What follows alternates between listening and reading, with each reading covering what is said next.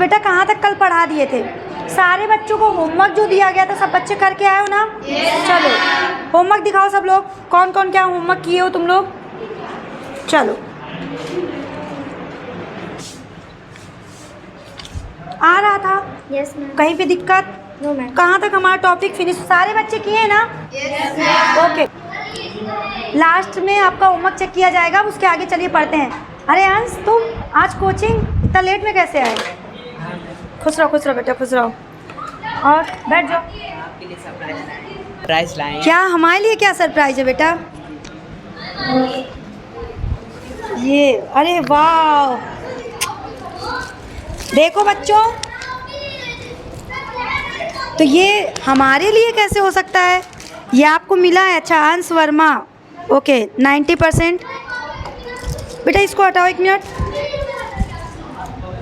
अभी देखते रहिए, अभी और है। अच्छा देखते रहिए, अभी और है। देखिए बेटा, एक बार पढ़ाई करने से कितना ज़्यादा गिफ्ट और ये सारी चीज़ें मिलती हैं। ओह ये सर्टिफिकेट, देखते रहिए आप लोग। अच्छा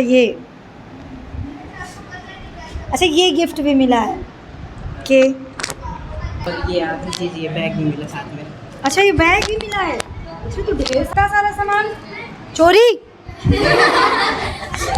नहीं, ये हमारे समाज से मिला था। अच्छा आपके समाज से, तो क्यों मिला है? मतलब ये आपके समाज से सारी चीज़ें क्यों मिली हैं? हमने क्लास 10th में अच्छा नंबर परसेंटेज प्राप्त किया था ना। कितना परसेंटेज प्राप्त किया था? 90% किया था।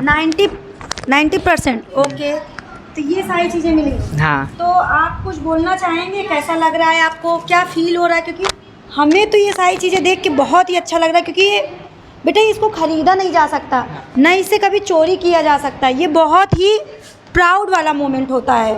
तो आपको क्या फील हो रहा है? क्योंकि हमें बहुत ही अच्छा लग रहा है कि हमारे कोचिंग का एक बच्चा ये सारी चीज़ें लेके आया और इतने सारे गिफ्ट। और एक बच्चा बताया था कि साथ पैसा वैसा भी मिला है। हाँ 500 मिला था चेक। ओके, मतलब देखो कितना अच्छा है। तो जो सारी चीज़ें मिली, ये मेडल, ये आपको कैसा लग रहा है? सारी चीज़ें कैसी फील हो रही हैं? पहले तो इसको आप पे लोग पहनो, क्योंकि बहुत अब अच्छा लग रहा है एकदम। और ये ऐसे इन लोगों को दिखाओ। देखो बेटा, आप लोग भी अगर एक बार पढ़ाई कर लिए, ये सारी चीज़ें बहुत ही अच्छा लगता है। देखो अब इसके सुनते हैं, इससे कैसा लगा, इससे कैसा फील हुआ सारी चीज़ें। चलो आओ बेटा, बोलो तुम्हें कैसा लग रहा है, क्या फील हो रहा है? और आपको? सर बहुत अच्छा लग रहा है मैम, बहुत अच्छा लग रहा है। यकीन नहीं था कि इतना बन जाएगा, और जो जिनसे उम्मीद नहीं थी कि इनका फ़ोन आएगा, वो भी उनका भी फ़ोन आ रहा था। ओह माय गॉड, देख रहे हो, जिन लोगों ने इनसे कभी बात नहीं की, उन लोगों का भी फ़ोन आ रहा था कि आपका परसेंटेज कितना अच्छा आया। तो आप लोगों तो बेटा कितने आवर्स पढ़ते थे, इन लोग को भी बताओ। रेगुलर 2 से 3 आवर पढ़ते थे। अच्छा, मतलब डेली? हाँ डेली। कोचिंग और स्कूल को मिला के कि क्या, मतलब कैसे, क्या सेल्फ स्टडी? सेल्फ स्टडी किए थे। हाँ सेल्फ स्टडी, हाँ लर्निंग वाला। कोचिंग में जो इम्पोर्टेंट नोट्स बताया गया था वही लर्निंग किए थे। चलो अच्छा लग रहा है, बहुत ही अच्छा है। यहाँ पे हमारे ये तो क्लास 10th का टॉपर है, क्लास 10th का जो एक टॉपर और बैठा है, चलिए आइए उससे मिलते हैं। आइए, ये क्लास 12th में इस टाइम है, लेकिन क्लास 10th इसने पास आउट किया है। तो ये बच्चों को बताएंगे इन्हें कैसे पढ़ाई किया, क्योंकि इनका वीडियो हम लोग नहीं शूट कर पाए थे। अब यहाँ पे बैठे हैं, क्लास 12th की हम क्लास ले रहे थे, तो आओ आकिब बेटा।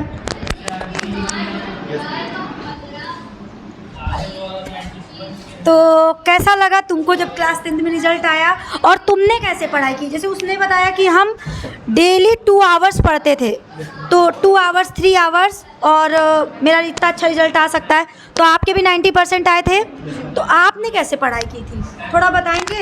या कोचिंग के बारे में कुछ, क्या कैसे क्या था? मैम फर्स्ट ऑफ ऑल तो कोचिंग बहुत अच्छी है। सब टीचर्स बच्चों पे इंडिविजुअली प्रेफर करते हैं, मतलब बच्चों को समझाते हैं कि उसमें क्या दिक्कत आ रही है, वहाँ पे उसको गाइडेंस देते हैं अच्छा, तो बच्चे अच्छा कर पाते हैं। आपने कैसे प्रिपरेशन की, क्या गाइडेंस रही कोचिंग की तरफ से, क्या कैसा रहा, और आपको क्या फील हुआ जब रिजल्ट आपका आया? क्योंकि देखिए ये बच्चा थोड़ा सा नर्वस भी हो रहा है और बहुत ही अच्छा लगा हमको, तो आप भी थोड़ा सा बता सकते हैं। आपकी आपके भी कितने परसेंट थे बच्चा? मैम 90% थे। Okay, very good. चलिए बताइए थोड़ा सा क्या कैसा रहा पढ़ाई का, क्या आपका शेड्यूल रहा? मैम पढ़ाई का शेड्यूल ये था कि हम रोज़ पढ़ाई करते थे, मतलब कि ये नहीं कि आज कर लिया परसों कर लिया, ऐसे नहीं कि रोज़ करना होता पढ़ाई। और एक माइंड में एक रहता था कि रोज़ इस टॉपिक को ख़त्म करना है तभी सोना है। हाँ, सर कोचिंग में सर मंथली टेस्ट होता है, हर मंथ में एक टेस्ट होता है जो आपको बोर्ड एग्ज़ाम की फील दिलाता है। उसमें आपके सारे सिलेबस सारे टॉपिक्स आ जाते हैं, जबकि जो इंपॉर्टेंट टॉपिक होते हैं बोर्ड के लिए वो सब दिए जाते हैं, जिससे आपका वो फियर निकल जाता है अंदर से। जी जी, ये बात तो एकदम सही है। इसलिए रिज़ल्ट बनता है यहाँ पे। कोचिंग तो बहुत अच्छी है, सारे टीचर्स मोटिवेट करते बच्चों को, और मतलब बोर्ड एग्ज़ाम आने से पहले आपको एकदम डर ख़त्म हो जाता है। जब आप वहाँ बैठोगे तो आपको लगेगा कि नहीं कि आप बोर्ड का पेपर दे रहे हो, लगेगा कि हम कोचिंग का ही पेपर दे रहे हो। बहुत अच्छा बेटा। तो देखो हमने दोनों टॉपरों जितनी सारी बातों से हमें लगा कि आपको डेली पढ़ना है। आप 2 आवर्स पढ़िए, 3 आवर्स पढ़िए, लेकिन आपको डेली पढ़ना है। ज़्यादा ये नहीं होता कि आप 10-10 घंटे पढ़ रहे हो, 6-6 घंटे पढ़ रहे हो तभी आपका रिजल्ट बने। तो देखते हैं, ये हमको याद है तुम साथ क्लास 7th में आए थे अंश, हाँ मैम, और हाँ हमारे कोचिंग में पढ़ रहे थे। मतलब शायद 17 का टेबल लिखने को दिया था, इसे टेबल नहीं आ रही थी। तो अब कैसा फील हो रहा है कि मतलब इनके यहाँ से पेरेंट्स बोल रहे थे आके कि ये मैथ का फेलियर बच्चा है, मतलब मैम आप इसका मैथ में पास करवा दीजिए, आपकी बहुत बड़ी कृपा होगी। तो अब कैसा लग रहा है कि घर वाले कैसा फील कर रहे हैं कि आपका 90% आ गया? घर वाले बहुत अच्छा फील कर रहे हैं। अब लगा नहीं था कि यहाँ पे इतना अच्छा नंबर भी बनेगा। हमने सोचा था कि एवरेज नंबर आ जाएगा, लेकिन हमने यहाँ के टीचर्स ने इतना सपोर्ट दिया, गाइडेंस दिया, ये बोले मोटिवेशन दिए कि हाँ तुम कर सकते हो, ये कर सकते हो, जिसकी वजह से हमने ये काम कर पाए। हाँ। बहुत अच्छा। ओके, यहाँ पे देखिए सब बहुत अच्छा है, बच्चे थोड़ा नर्वस भी हैं, नहीं बोल पा रहे हैं, चलिए बहुत अच्छी चीज़ें हैं। लेकिन यहाँ पे जितने भी बच्चे बैठे हैं, जैसे हमारी सुहानी हो गई, वैष्णवी हो गई, नित्या हो गई, और भाव्या हो गई, श्रेया हो गई, ये जितने भी यहाँ पे बच्चे बैठे हैं, इन्होंने क्लास 10th में बहुत ही अच्छे मार्क्स प्राप्त किए हैं। और ये लोग, चलिए एक बच्चे से हम थोड़ा सा बात कर लेते हैं कि इसे कैसा फील हुआ था जब आप टॉपिक स्टार्ट ही हो गया है। तो सुहानी बेटा, आपका 10th में रिजल्ट कैसा रहा और आपको क्या फील हुआ? Good evening ma'am, good evening sir. मुझे बहुत अच्छा लगा था, लेकिन मुझे उम्मीद नहीं थी कि मेरा 90% बन जाएगा। और इस कोचिंग की एक खासियत ये है कि बच्चा अगर नहीं पढ़ रहा है तो वो यहाँ पे अगर एंट्री ले रहा है कोचिंग में तो उसे पढ़ना पड़ेगा। कैसे नहीं पढ़ेगा, वो उसको पढ़ना पड़ेगा। हम अपनी रियलिटी बताते हैं। 9th में हम फेलियर बच्चे थे, अब हमें नहीं लगता कि हम फेलियर हैं, फेलियर बच्चे हुआ करते थे। और किसी को मुझसे उम्मीद नहीं थी कि हम 10th में पास भी कर पाएंगे। मेरे मामा कहते थे कि पास कर लो तो बहुत बड़ी बात है। तो मेरी मम्मी एकदम रोने लगती थी कि ये बच्ची पढ़ेगी कैसे आगे, क्या ही कर पाएगी। जब हम इस कोचिंग में आए थे, हम मैथ्स में बता तो रहे फेलियर बच्चे थे, तब तो सारे ही सब्जेक्ट फेल हुआ करते थे। मैथ साइंस एकदम बेकार थी मेरी। अब हम यहाँ पे आए, यहाँ पे शिवम सर हैं, काजल मैम है, मैथ्स के स्पेशलिस्ट। तो उन्होंने मुझे इतना मोटिवेट किया कि मैथ से हम छूते नहीं थे उसकी कॉपी। अब मुझे ऐसा लगता है कि मैथ्स मेरी फेवरेट हो चुकी है। सिर्फ और सिर्फ काजल मैम और शिवम सर की वजह से हुआ था।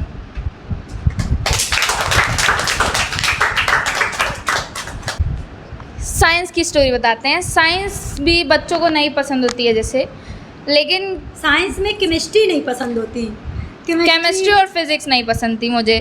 बायो तो हम पढ़ लेते थे। बायो के मोहित सर थे, वो तो हमेशा मोटिवेट करते ही थे और उनके वजह से बहुत अच्छे नंबर भी आए हैं। मेरे साइंस में हमेशा जैसे 70 मार्क्स का पेपर हो तो 17, 18 ऐसे मार्क्स रहते थे, लेकिन मैंने बोर्ड में 97 लाया है। ये बहुत प्राउड मोमेंट था मेरे लिए कि हमने 97 लाया है।